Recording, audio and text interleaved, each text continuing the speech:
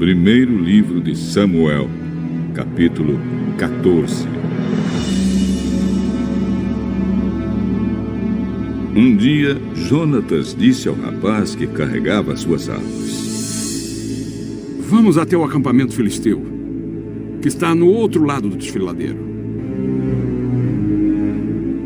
Mas Jonatas não contou ao pai o que ia fazer. Saul estava em Migron, perto de Gibeá, acampado debaixo de um pé de romã. Com ele estavam mais ou menos 600 homens. O sacerdote que usava o manto sacerdotal era Aías, filho de Aitube e sobrinho de Icabô. Icabô era filho de Finéias e neto de Eli, que havia sido sacerdote do Senhor Deus em Siló. Os homens não sabiam que Jonatas havia saído do acampamento. No desfiladeiro que Jonatas tinha de atravessar para chegar ao acampamento dos filisteus, havia duas grandes pedras, uma de cada lado da passagem. Uma era chamada de Bozez e a outra de Senê. Uma estava no lado norte do desfiladeiro, de frente para Micmas, e a outra no lado sul, de frente para Geba. Jonatas disse ao rapaz que o acompanhava: Vamos até o acampamento desses filisteus pagãos. Pode ser que o Senhor nos ajude. E se Ele nos ajudar, nada poderá impedi-lo de nos dar a vitória, ainda que sejamos poucos. Faça o que achar melhor. Eu estou com o senhor. Muito bem. Vamos até lá. Deixemos que aqueles homens nos vejam. Se eles disserem para ficarmos parados, até que cheguem perto de nós, nós obedeceremos. Mas se disserem para irmos até o lugar onde eles estão, nós iremos, pois isso será o sinal de que o Senhor Deus nos deu a vitória. Aí os dois deixaram que os filisteus os vissem. E estes disseram: Vejam, alguns hebreus estão saindo das tocas, onde estavam escondidos. Então os soldados filisteus chamaram Jonatas e o rapaz. Subam até aqui. Queremos mostrar uma coisa a vocês. Jonatas disse ao rapaz: Siga-me, pois o Senhor Deus deu ao povo de Israel a vitória sobre os filisteus. Ele subiu engatinhando e o rapaz o seguiu. Jonatas ia atacando e derrubando os filisteus, e o rapaz ia matando eles. Nesse primeiro ataque, eles mataram cerca de 20 homens, em uma área de mais ou menos 1.200 metros quadrados. Todos os filisteus que estavam no acampamento ficaram apavorados. Os patrulheiros e os soldados do acampamento tremeram de medo. A terra também tremeu e houve uma grande confusão.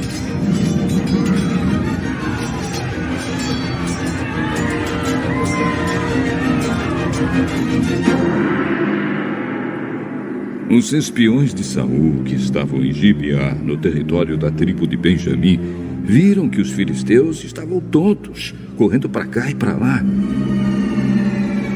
Então Saul disse aos seus oficiais: Contem os nossos soldados e vejam quem está faltando.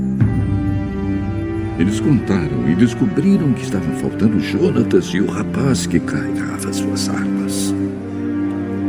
Aí Saul disse a Aías, o sacerdote: Traga aqui a Arca da Aliança. Ele disse isso porque naquele tempo a arca ia na frente do povo de Israel. Enquanto Saul falava com o sacerdote, a confusão no acampamento filisteu aumentava cada vez mais. Então Saul disse ao sacerdote: Você não precisa mais consultar o Senhor. Aí ele e os seus homens entraram na batalha contra os filisteus. Estes, em completa confusão, estavam lutando uns contra os outros. Os hebreus que haviam passado para o lado dos filisteus e tinham ido para o acampamento com eles, mudaram de lado outra vez e se juntaram com Saul e Jonatas.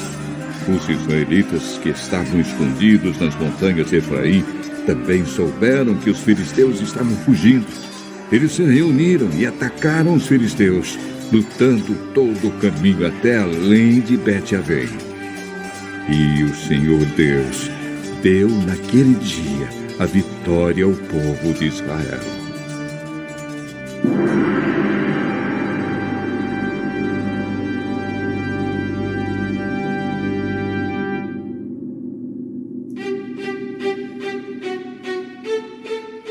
Naquele dia os israelitas estavam fracos de fome, porque Saul havia feito este juramento: quem comer qualquer coisa hoje, antes de eu me vingar dos meus inimigos, será amaldiçoado. Por isso ninguém tinha comido nada o dia inteiro. Todos eles chegaram a um bosque e ali acharam mel por toda parte. As árvores estavam cheias de mel, mas ninguém comeu nada, porque eles estavam com medo do juramento de Saul.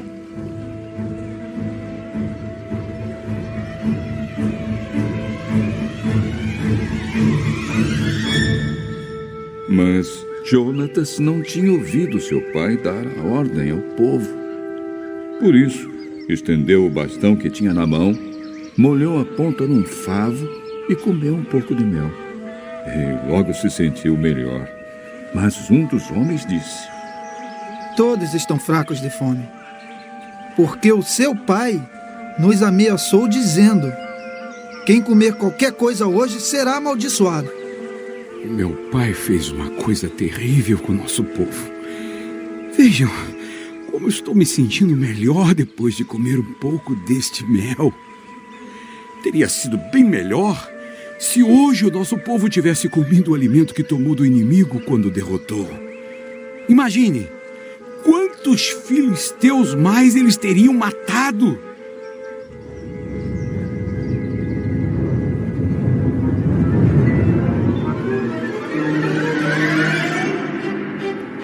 Naquele dia os israelitas derrotaram os filisteus, lutando desde Micmas até Aijalon. A essa altura, os israelitas estavam muito fracos de fome. Por isso, avançaram sobre o que haviam tirado dos inimigos, isto é, as ovelhas, as vacas e os bezerros, e os mataram ali mesmo, e comeram a carne com o sangue. Aí alguém foi dizer a Saul: olhe, o povo está pecando contra Deus, comendo carne sem primeiro deixar escorrer o sangue. Isso é traição! Olhem aqui para mim uma pedra grande. Vão para o meio do povo e digam a eles que tragam aqui o seu gado e as suas ovelhas, e que os matem e os comam aqui, e que não pequem contra Deus comendo carne com sangue.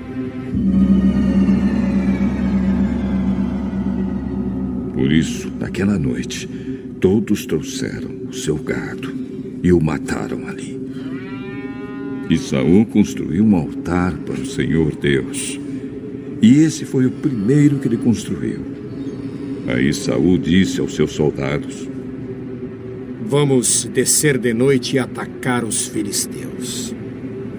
Até o amanhecer, nós tomaremos tudo o que eles têm e não deixaremos nenhum filisteu vivo. Faça o que achar melhor. Mas o sacerdote disse: primeiro, vamos consultar a Deus. Aí Saul perguntou a Deus: devo atacar os filisteus? Tu darás a vitória ao povo de Israel? Mas naquele dia Deus não respondeu nada. Então Saul disse aos oficiais: Venham aqui e descubram que pecado foi cometido hoje. Eu prometo, pelo Senhor, o Deus vivo, o Salvador de Israel, que mesmo que o culpado seja o meu filho, Jonatas, eu o matarei.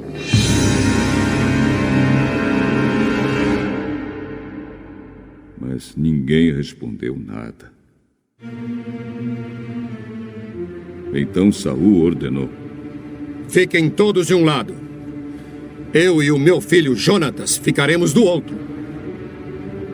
Faça o que achar melhor. Então Saul disse ao Senhor, o Deus de Israel: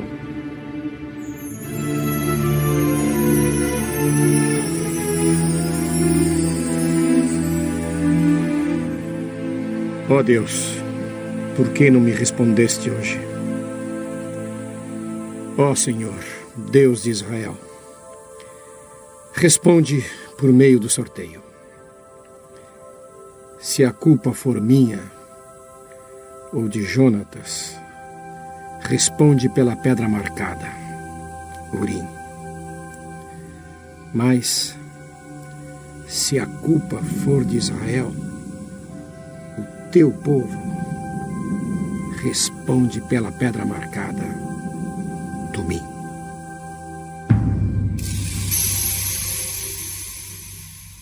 E a resposta indicou Jonatas e Saul, e não os soldados.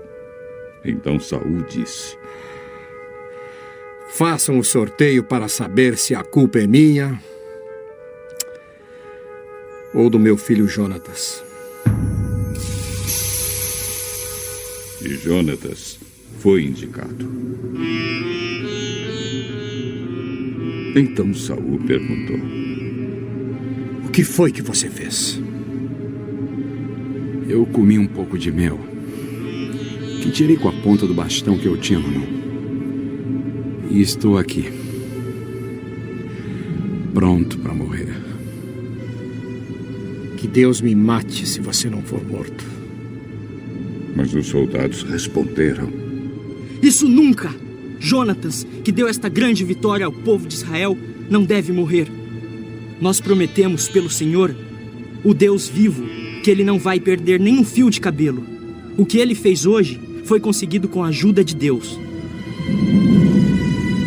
E assim os soldados salvaram Jonatas da morte. Saul parou de perseguir os filisteus, e eles voltaram para sua terra.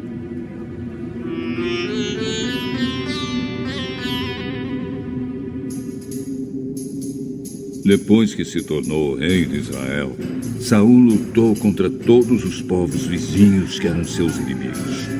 Os povos de Moabe, de Amon e de Edom, os reis de Zoba e os filisteus. E em toda parte em que lutava era vitorioso. Saul lutou corajosamente e venceu os amalequitas, e defendeu o povo de Israel de todos os ataques.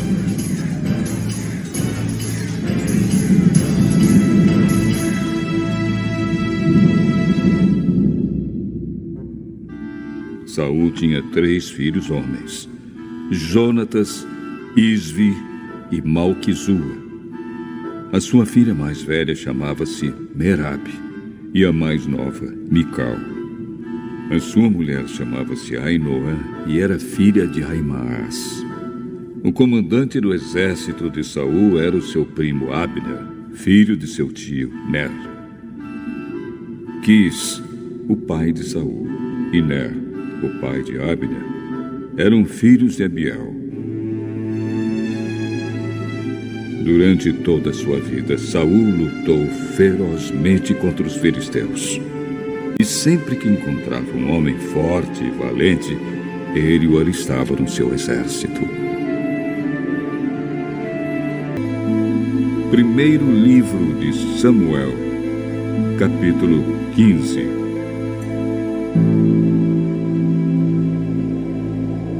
Samuel disse a Saul: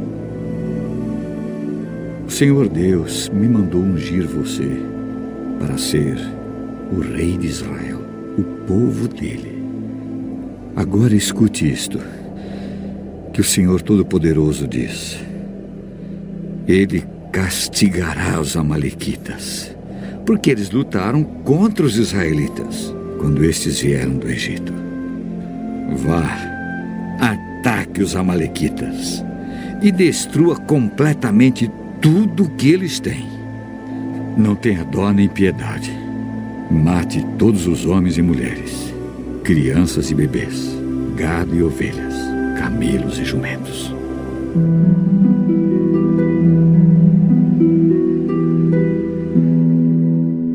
Então Saul convocou o seu exército e em Telaim fez uma contagem dos seus soldados. Havia 200.000 soldados do povo de Israel e 10.000 de Judá. Aí Saul e todos os seus soldados foram para a cidade de Amaleque e ficaram esperando, escondidos no leito seco de um rio. Saul preveniu os queneus: Saiam do meio dos amalequitas, para que eu não os mate junto com eles, pois vocês foram bondosos com os israelitas quando eles vieram do Egito. Então os queneus saíram.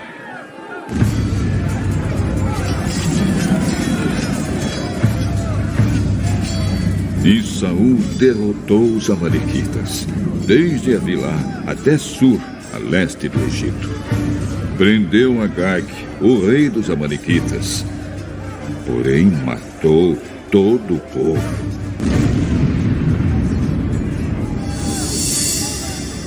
Saul e os seus soldados não mataram Agag. Também não mataram as melhores ovelhas, os melhores touros, bezerros e carneiros e tudo mais que era bom. Mas destruíram tudo que era imprestável e sem valor. O Senhor Deus falou com Samuel: Eu estou arrependido de ter feito Saul o rei, pois ele me abandonou e desobedeceu às minhas ordens.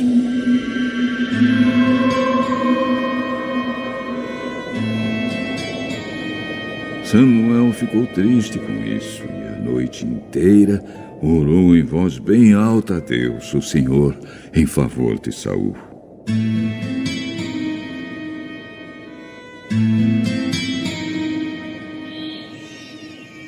Na manhã seguinte, bem cedo, ele saiu para procurar Saul. Soube que tinha ido para a cidade de Carmelo, onde havia construído um monumento em honra de si mesmo, e que depois tinha seguido para Gilgal. Samuel encontrou Saul e este o cumprimentou. Que o Senhor Deus o abençoe, Samuel. Eu obedeci às ordens do Senhor. Então, por que é que eu estou ouvindo o mugido de gado e o berro de ovelhas? Os meus soldados os tomaram dos amalequitas.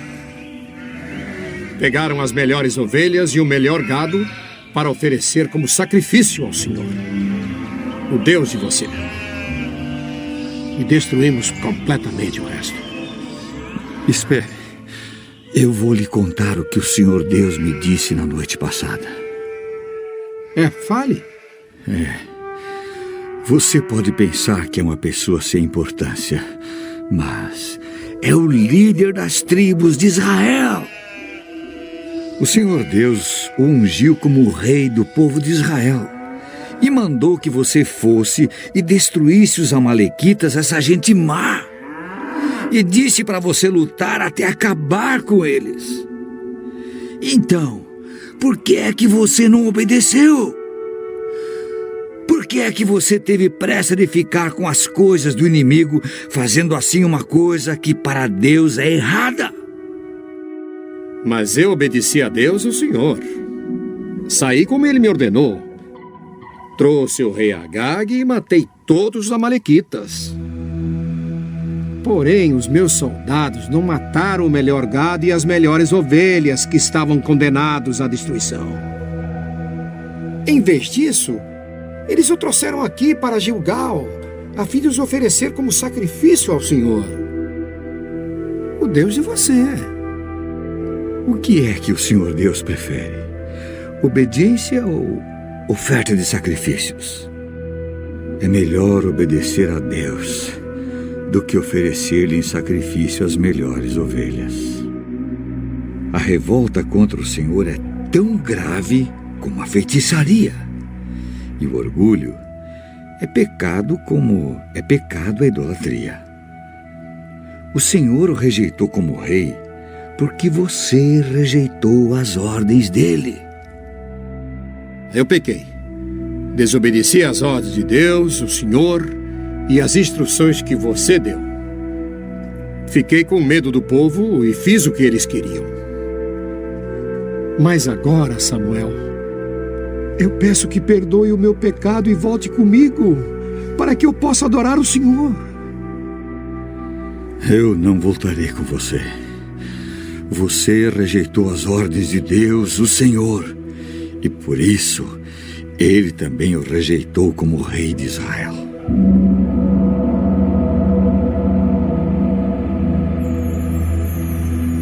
Então Samuel virou-se para sair, mas Saul o segurou pela barra da capa. E ela se rasgou. E Samuel disse: Hoje Deus rasgou das suas mãos o reino de Israel e o deu a alguém que é melhor do que você. O glorioso Deus de Israel não mente, nem muda de ideia. Ele não é um ser humano e por isso não se arrepende. Eu pequei, mas pelo menos me respeite na frente dos líderes e de todo o povo de Israel. Volte comigo para que eu possa adorar o Senhor, seu Deus.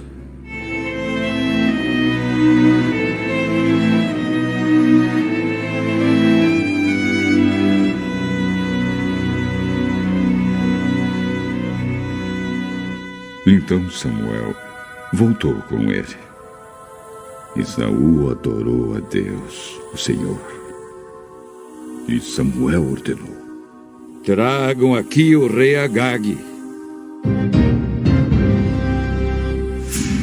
Tremendo de medo, Agag foi até o lugar onde Saul estava e disse: Como é amargo morrer. Samuel disse: Assim como a sua espada fez muitas mães ficarem sem filhos, agora também a sua mãe vai ficar sem o seu filho. Em seguida, Samuel cortou Agag em pedaços, em Gilgal, em frente do altar. Aí Samuel foi para Ramá, e Saul voltou para sua casa em Gibeá.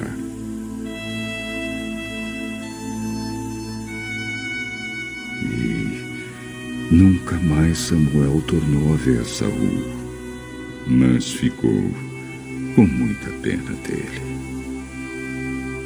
E o Senhor Deus se arrependeu de ter colocado Saul como rei de Israel. Leitura complementar. Patriarcas e Profetas. Capítulo 61. A rejeição de Saul. Saul deixara de resistir à prova da fé na situação probante em Gilgal e acarretara a desonra ao serviço de Deus. Mas seus erros ainda não eram irreparáveis, e o Senhor lhe concederia outra oportunidade para aprender a lição da fé implícita em sua palavra e obediência às suas ordens. Quando foi repreendido pelo profeta em Gilgal, Saul não viu grande pecado na conduta que adotara. Entendeu que fora tratado injustamente e esforçou-se por reivindicar suas ações e apresentou desculpas pelo seu erro. Desde aquele tempo, pouca comunicação teve com o profeta. Samuel amava Saul como seu próprio filho, e este, ousado e ardoroso em seu temperamento, tinha o profeta em elevada consideração. Mas ressentiu-se da censura de Samuel e dali em diante o evitava quanto possível. Mas o Senhor enviou o seu servo com outra mensagem a Saul. Pela obediência, poderia ainda provar fidelidade para com Deus e dignidade para andar diante de Israel. Samuel veio ao rei e apresentou a palavra do Senhor. A fim de que o monarca pudesse compenetrar-se da importância de atender à ordem, Samuel declarou expressamente que falava por determinação divina, pela mesma autoridade que chamara Saul ao trono. Disse o profeta: Assim diz o Senhor dos Exércitos: Eu me recordei do que fez Amaleque a Israel, como lhe opôs no caminho quando subia do Egito. Vai, pois, agora e fere a Amaleque, e destrói totalmente a tudo o que tiver. E não lhe perdoes, porém matarás desde o homem até a mulher, desde os meninos até os de mama, desde os bois até as ovelhas, e desde os camelos até aos jumentos. Os amalequitas foram os primeiros a fazerem guerra a Israel no deserto, e por este pecado, juntamente com seu desafio a Deus e sua aviltante idolatria, o Senhor, por meio de Moisés, pronunciara sentença sobre eles. Por determinação divina, a história de sua crueldade para com Israel fora registrada com a ordem: Apagarás a memória de Amaleque de debaixo do céu, não te esqueças. Deuteronômio capítulo 25, verso 19. Por 400 anos, a execução desta sentença fora adiada. Mas os amalequitas não se desviaram de seus pecados. O Senhor sabia que este povo ímpio eliminaria da terra, se possível, o seu povo e o seu culto. Agora era chegada a ocasião para ser executada a sentença, durante tanto tempo retardada. A paciência que Deus tem exercido para com os ímpios torna audazes os homens na transgressão. Mas o seu castigo não será menos certo e terrível por ser tanto tempo retardado. O Senhor se levantará como no monte Perazim e irará como no vale de Gibeon para fazer a sua obra, a sua estranha obra, e para executar o seu ato, o seu estranho ato. Isaías capítulo 28, verso 21. Para o nosso misericordioso Deus, o ato de punir é um ato estranho. Vivo eu, diz o Senhor Jeová, que não tenho prazer na morte do ímpio, mas em que o ímpio se converta do seu caminho e viva. O Senhor é misericordioso e piedoso, tardio em iras e grande em beneficência e verdade, que perdoa a iniquidade e a transgressão e o pecado. Contudo, ele, ao culpado, não tem por inocente. Ezequiel capítulo 33, verso 11. E Êxodo capítulo 34, versos 6 e 7. Conquanto ele não se deleita na vingança, executará juízo sobre os transgressores de sua lei. É obrigado a fazer isto, para preservar os habitantes da terra da depravação e ruína totais. A fim de salvar alguns, deverá ele eliminar os que se tornaram endurecidos no pecado. O Senhor é tardio em irar-se, mas grande em força, e ao culpado não tem por inocente. Naum, capítulo 1, verso 3. Por meio de terríveis coisas em justiça, reivindicará ele a autoridade de sua lei espezinhada. E o próprio fato de sua relutância em executar justiça testifica da enormidade dos pecados que reclamam os seus juízos e severidade da paga que aguarda ao transgressor. Mas, ao mesmo tempo em que infligia o juízo, Deus se lembrava da misericórdia. Os amalequitas deviam ser destruídos, mas os queneus que habitavam entre eles foram poupados. Este povo, embora não estivesse inteiramente livre da idolatria, eram adoradores de Deus e mantinham amistosas relações com Israel. Dessa tribo era o cunhado de Moisés, Obabe, que acompanhara os israelitas em suas viagens através do deserto, e, pelo seu conhecimento do território, prestara-lhes valioso auxílio. Desde a derrota dos filisteus em Miqumas, Saul tinha feito guerra contra Moabe, Amon e Edom, e contra os amalequitas e filisteus. e, para onde quer que volvesse suas armas, ganhava novas vitórias. Recebendo a incumbência contra os amalequitas, proclamou imediatamente a guerra.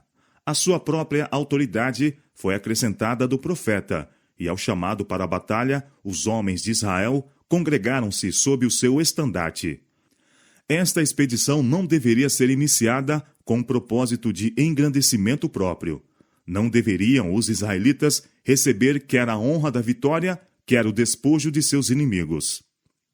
Deviam empenhar-se na guerra unicamente como um ato de obediência a Deus, a fim de executar seu juízo sobre os amalequitas. Era intuito de Deus que todas as nações vissem a condenação daquele povo que desafiara a sua soberania, e notassem que foram destruídos pelo mesmo povo que haviam desprezado. Feriu Saul os amalequitas, desde Avilá até chegar a Sur, que está defronte do Egito, e tomou vivo a Agag, rei dos amalequitas, porém a todo o povo destruiu ao fio da espada. E Saul e o povo perdoaram a Agag, e ao melhor das ovelhas e das vacas, e as da segunda sorte, e aos cordeiros, e ao melhor que havia, e não os quiseram destruir totalmente, porém a toda coisa vil e desprezível destruíram totalmente. Esta vitória sobre os amalequitas foi a mais brilhante que Saul alcançou, e serviu para suscitar novamente o orgulho de coração, que era o seu maior perigo. O decreto divino, que votava os inimigos de Deus à completa destruição, não foi cumprido, senão em parte. Ambicionando aumentar a honra de sua volta triunfal, mediante a presença de um cativo real, Saul aventurou-se a imitar o costume das nações em redor e poupar Agag, o cruel e belicoso rei dos amalequitas. O povo reservou para si o melhor que havia dos rebanhos, das vacas e das bestas de carga, desculpando o seu pecado sob o fundamento de que o gado era reservado para ser oferecido como sacrifício ao Senhor. Era, entretanto, seu propósito fazer uso do mesmo meramente como substituto, a fim de poupar o seu próprio gado. Saul havia agora sido submetido à prova final. Sua arrogante desconsideração pela vontade de Deus, mostrando sua determinação de governar como um monarca independente, provou que não se lhe poderia confiar poder real como representante do Senhor. Enquanto Saul e seu exército marchavam para casa no entusiasmo da vitória, havia profunda angústia no lar do profeta Samuel. Ele havia recebido uma mensagem do Senhor, denunciando o procedimento do rei. Arrependo-me de haver posto a Saul como rei, porque deixou de me seguir e não executou as minhas palavras. 1 Samuel, capítulo 15, verso 11. O profeta ficou profundamente magoado pela conduta do rei rebelde, e chorou e orou a noite toda pedindo uma revogação da terrível sentença. O arrependimento de Deus não é como o do homem. Aquele que é a força de Israel não mente, nem se arrepende, porquanto não é um homem para que se arrependa. 1 Samuel, capítulo 15, verso 29. O arrependimento do homem implica uma mudança de intuitos. O arrependimento de Deus implica uma mudança de circunstâncias e relações. O homem pode mudar sua relação para com Deus, conformando-se com as condições sob as quais pode ser levado ao favor divino, ou pode, de moto próprio, colocar-se fora da condição favorável. Mas o Senhor é o mesmo, ontem e hoje e eternamente. Hebreus capítulo 13, verso 8. A desobediência de Saul mudou sua relação para com Deus, mas as condições de aceitação por parte de Deus ficaram inalteradas. As reivindicações de Deus eram ainda as mesmas, pois nele não há mudança nem sombra de variação. Com o coração dolorido, o profeta partiu na manhã seguinte para encontrar-se com o rei, que procedia erradamente. Samuel acariciava a esperança de que, refletindo, pudesse Saul ter consciência de seu pecado e, pelo arrependimento e humilhação, ser de novo restabelecido ao favor divino. Quando, porém, o primeiro passo é dado no caminho da transgressão, este caminho se torna fácil. Aviltado por sua desobediência, veio ao encontro de Samuel com uma mentira nos lábios. Exclamou: Bendito tu do Senhor! Executei a palavra do Senhor. Os sons que vinham aos ouvidos do profeta desmentiram a declaração do desobediente rei. A incisiva pergunta: Que balido, pois, de ovelhas é este nos meus ouvidos e o mugido de vacas que ouço?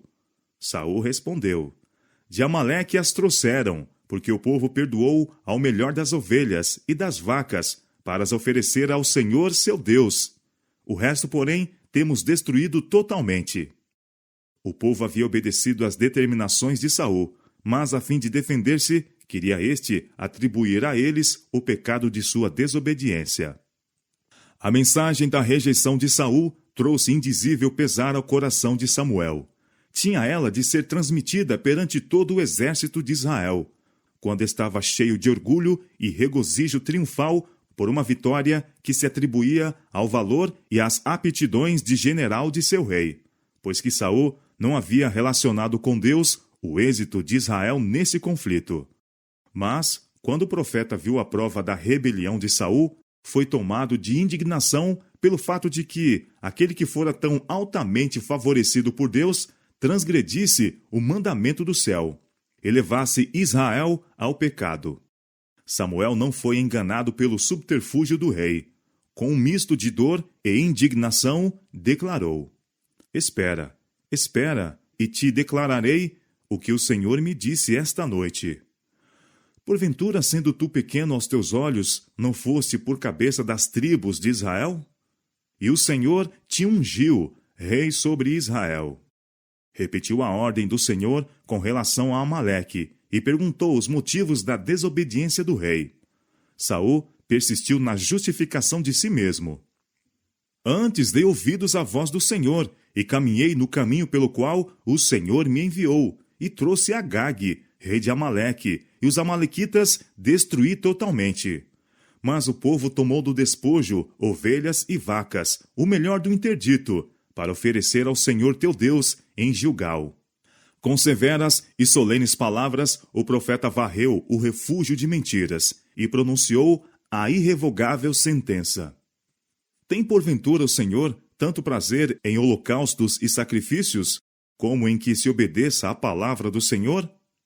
Eis que o obedecer é melhor do que o sacrificar, e o atender melhor do que a gordura de carneiros, porque a rebelião é como o pecado de feitiçaria, e o porfiar é como iniquidade e idolatria. Porquanto tu rejeitaste a palavra do Senhor, ele também te rejeitou a ti, para que não sejas rei.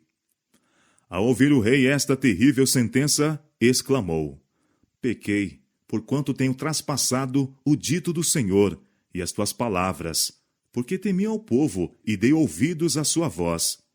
Aterrorizado pela acusação do profeta, Saul reconheceu a sua falta, que antes pertinazmente negara, mas ainda persistia em lançar a culpa ao povo, declarando que pecara por meio deles. Não era tristeza pelo pecado, mas o temor pelo castigo ao mesmo, no que influía ao rei de Israel ao rogar ele a Samuel. Agora, pois, te rogo, perdoa-me o meu pecado, e volta comigo para que adore ao Senhor. Se Saul tivesse tido o verdadeiro arrependimento, teria feito a confissão pública de seu pecado. Era, porém, sua maior ansiedade manter a autoridade e conservar a fidelidade do povo. Desejava a honra da presença de Samuel a fim de fortalecer sua própria influência junto à nação. Não tornarei contigo, foi a resposta do profeta. Porquanto rejeitaste a palavra do Senhor, já te rejeitou o Senhor, para que não sejas rei sobre Israel. Volvendo-se Samuel para partir, o rei, na agonia do medo, lançou mão de seu manto para o fazer voltar, mas este rasgou-se em suas mãos.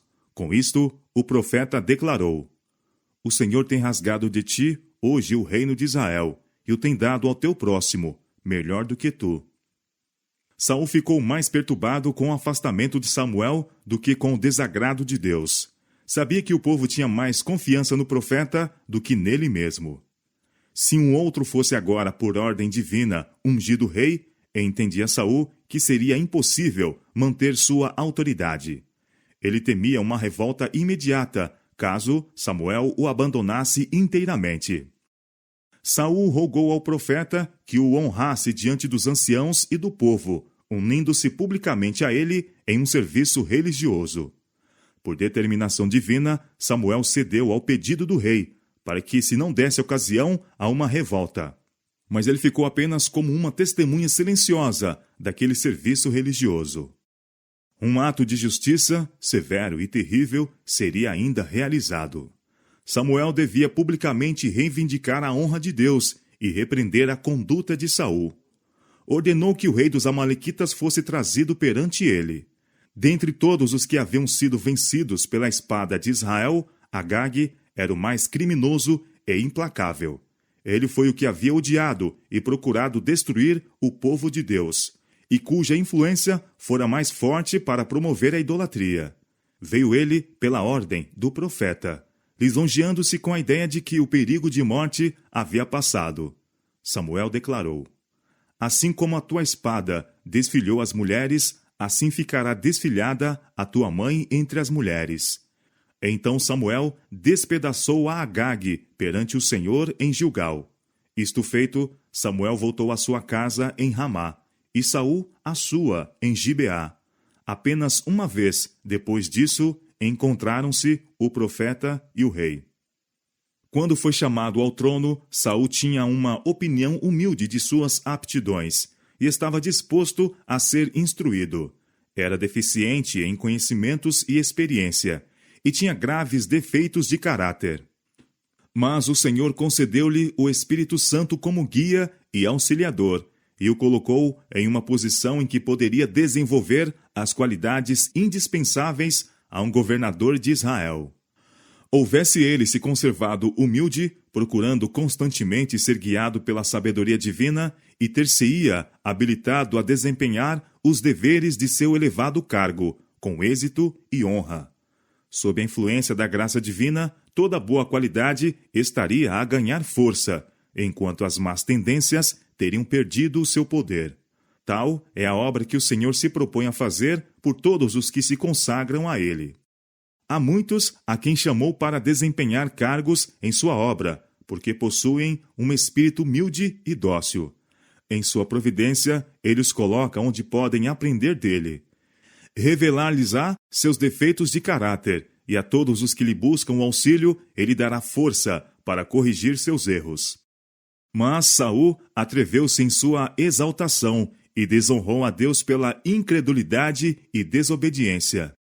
Embora quando, a princípio chamado ao trono, fosse humilde e não tivesse confiança em si mesmo, o êxito tornou-o confiante em si próprio. Mesmo a primeira vitória de seu reino suscitara aquele orgulho de coração que foi o seu maior perigo. O valor e a habilidade militar ostentados no livramento de Jabes, Gileade, despertaram o entusiasmo da nação inteira. O povo honrou a seu rei, esquecendo-se de que ele não era senão o agente pelo qual Deus operara. E posto que a princípio Saul atribuísse a glória a Deus, tomou mais tarde a honra para si. Perdeu de vista sua dependência de Deus e em seu coração afastou-se do Senhor. Assim se preparou o caminho para o seu pecado de arrogância e sacrifício em Gilgal. A mesma cega confiança levou-o a rejeitar a reprovação de Samuel. Saul reconhecia que Samuel era um profeta enviado de Deus. Portanto, deveria ter aceitado a reprovação, ainda que não pudesse ver que havia pecado. Se ele estivesse disposto a ver e confessar o seu erro, esta amarga experiência se teria demonstrado uma salvaguarda para o futuro. Se o Senhor tivesse então se separado inteiramente de Saul, não lhe teria de novo falado pelo seu profeta, confiando-lhe uma obra definida para a realizar, a fim de que pudesse corrigir os erros do passado.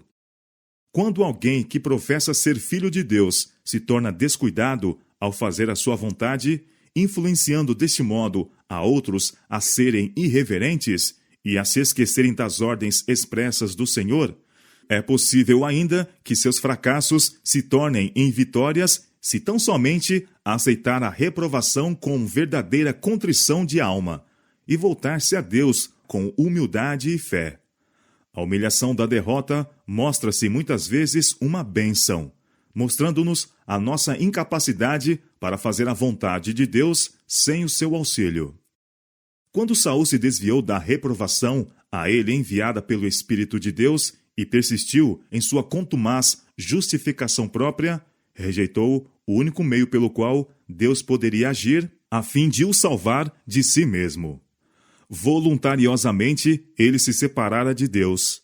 Não poderia receber auxílio ou guia divina, antes que voltasse a Deus pela confissão de seu pecado. Em Gilgal, Saul tinha tido a aparência de ser muito consciencioso, achando-se perante o exército de Israel a oferecer um sacrifício a Deus. Sua piedade, porém, não era genuína. Um serviço religioso, realizado em oposição direta à ordem de Deus, serviu apenas para enfraquecer as mãos de Saul, colocando-o fora do auxílio que Deus estava tão disposto a conceder-lhe. Na expedição contra Amaleque, Saul julgara ter feito tudo o que era essencial daquilo que o Senhor lhe ordenara. Mas o Senhor não se agradara da obediência parcial, nem estava disposto a revelar o que fora negligenciado por um motivo tão aceitável. Deus não deu aos homens liberdade para se afastarem de seus mandados. O Senhor declarou a Israel: Não fareis, cada qual, tudo o que bem parece aos seus olhos, mas guarda e ouve todas estas palavras que te ordeno. Deuteronômio capítulo 12, versos 8 e 28. Ao resolver sobre qualquer caminho a seguirmos em nossos atos, não devemos indagar se podemos ver que resultará mal do mesmo, mas se está de acordo com a vontade de Deus. Há caminho que ao homem parece direito, mas o fim dele são os caminhos da morte. Provérbios capítulo 14, verso 12. Obedecer é melhor do que o sacrificar. As ofertas sacrificais não tinham em si mesmas nenhum valor à vista de Deus. Destinava-se a exprimir da parte do ofertante o arrependimento do pecado e a fé em Cristo, e o compromisso da futura obediência à lei de Deus. Mas, sem arrependimento, fé e um coração obediente, as ofertas eram inúteis. Quando, em violação direta ao mando de Deus, Saul se propôs a oferecer sacrifício daquilo que Deus votara à destruição. Mostrou franco desdém pela autoridade divina. Tal serviço teria sido um insulto ao céu. No entanto, com o pecado de Saul e seu resultado diante de nós, quantos não estão adotando uma conduta semelhante? Enquanto se recusam a crer e obedecer a alguma ordem do Senhor, perseveram em apresentar a Deus seus formais serviços religiosos. Não há nenhuma simpatia da parte do Espírito de Deus a semelhante culto. Não importa quão zelosos os homens possam ser em suas observâncias de cerimônias religiosas. O Senhor não pode aceitá-los se persistirem em deliberada violação de um de seus mandamentos. A rebelião é como o pecado de feitiçaria, e o porfiar é como iniquidade e idolatria. A rebelião originou-se com Satanás, e toda rebelião contra Deus é devida diretamente à influência satânica. Aqueles que se põem contra o governo de Deus entraram em aliança com o máximo apóstata, e este exercerá seu poder e engano para cativar os sentidos e desencaminhar o entendimento. Ele fará todas as coisas aparecerem sob uma luz falsa. Semelhante aos nossos primeiros pais, os que se acham sob sua fascinação mágica veem apenas os grandes benefícios a serem recebidos pela transgressão. Não se pode dar prova maior do poder enganador de Satanás do que o fato de que muitos, que assim são levados por ele, enganam-se com a crença de que estão ao serviço de Deus. Quando Coré, Datã e Abirã se rebelaram contra a autoridade de Moisés, pensaram que apenas estavam se opondo a um dirigente humano, um homem como eles mesmos, e chegaram a crer que estavam, em verdade, a fazer o serviço de Deus. Mas, rejeitando o instrumento escolhido de Deus, rejeitaram a Cristo, insultaram o Espírito de Deus. Assim, nos dias de Cristo, os escribas e anciãos judeus, que professavam ter grande zelo pela honra de Deus, crucificaram a seu filho. O mesmo Espírito existe ainda no coração daqueles que se põem a seguir sua própria vontade em oposição à de Deus. Saul tivera mais ampla prova de que Samuel era divinamente inspirado. O aventurar-se ele a desrespeitar a ordem de Deus, dada por intermédio do profeta, era contra os ditames da razão e do são juízo. Sua fatal arrogância deve ser atribuída à feitiçaria satânica. Saul tinha manifestado grande zelo ao suprimir a idolatria e a feitiçaria. No entanto, em sua desobediência à ordem divina, fora movido pelo mesmo espírito de oposição a Deus e inspirado por Satanás tão realmente como são os que praticam a feitiçaria, e ao ser reprovado, acrescentou a teimosia à rebelião. Não poderia ter oferecido maior insulto ao Espírito de Deus se abertamente se tivesse unido aos idólatras. É um perigoso passo menosprezar as reprovações e advertências da palavra de Deus ou de seu Espírito. Muitos, como Saul, rendem-se à tentação até que se tornam cegos ao verdadeiro caráter do pecado.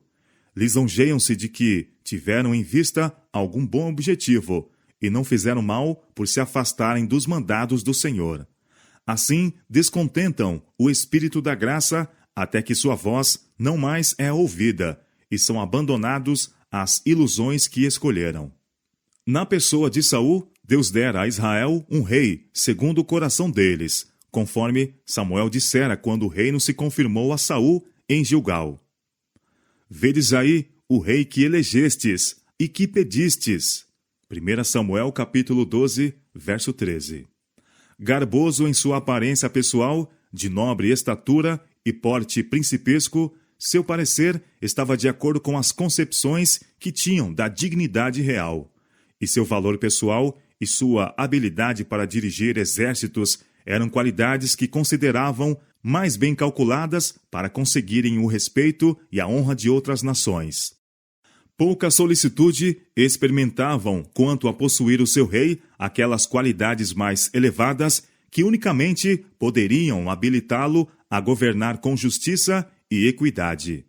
Não pediram alguém que tivesse a verdadeira nobreza de caráter, que possuísse o amor e o temor de Deus. Não procuraram o conselho de Deus quanto às qualidades que um governante deveria possuir, a fim de preservar o caráter distintivo e santo deles como seu povo escolhido. Não estavam a procurar o caminho de Deus, mas o seu próprio caminho. Portanto, Deus lhes deu um rei tal como desejavam. Rei este, cujo caráter era o reflexo do deles. Seus corações não estavam em submissão a Deus, e seu rei também não era dominado pela graça divina. Sob o governo deste rei, obteriam a experiência necessária para poderem ver seu erro e voltarem à sua fidelidade para com Deus.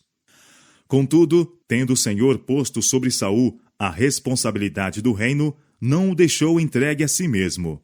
Fez com que o Espírito Santo repousasse sobre Saul para revelar-lhe sua fraqueza e sua necessidade de graça divina. E se Saul tivesse depositado confiança em Deus, teria Deus estado com ele. Enquanto sua vontade foi dirigida pela vontade de Deus, enquanto se entregou à disciplina de seu espírito, Deus pôde coroar de êxito os seus esforços. Mas quando Saul preferiu agir independentemente de Deus, o Senhor não mais pôde ser seu guia e foi obrigado a pô-lo de parte. Então ele chamou ao trono um homem segundo o seu coração, não um que fosse irrepreensível em seu caráter, mas, em vez de confiar em si, confiaria em Deus e seria guiado por seu espírito, que, ao pecar, sujeitar-se-ia à reprovação e correção.